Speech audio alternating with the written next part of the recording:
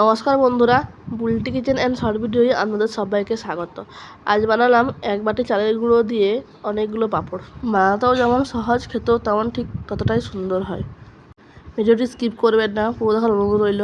ভালো লাগলে like, comment, share করবেন, সাবস্ক্রাইব করে পাশে থাকবেন। তো চলুন শুরু করি আজকের রেসিপি।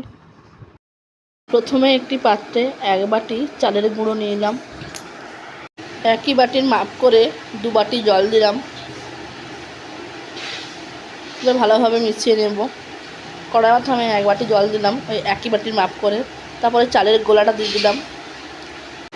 এবার অনবরত নাড়তে থাকবো। আবার সেই একই বাটির মাপ করে 3 বাটি জল দিয়ে দেবো। চালের পাঁপড় তৈরি করার জন্য প্রধান উপকরণ জল, তাই আমি 2 বাটি জল দিয়ে দিলাম। আবার এরকম খুন্তির উপর যদি একটি স্তর পড়ে তাহলে জানতে হবে চালটাও ভালোভাবে রান্না হয়ে গেছে। এবার পরিমাণ মতন লবণ দিয়ে দেবো। ভালোভাবে নেড়ে একটি পাত্রে ঢেলে নেব। এবার চিলি ফ্লেক্স দিয়ে দিলাম। হাতে ঘষে 2টি জোয়ান দিয়ে দিলাম। ধনেপাতা কুচি দিয়ে দেবো।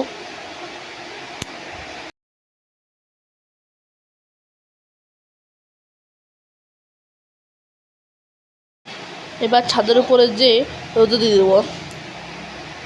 এরকম 1 হাতা করে নেবেন আর গোল করে দিয়ে দেবেন। আমার সব পাঁপড় দেওয়া হয়ে গেছে।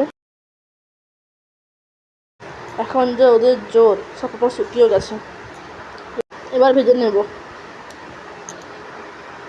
বিকেলে গরম গরম চার সাথে পরিবেশন করুন চালের পাঁপড়।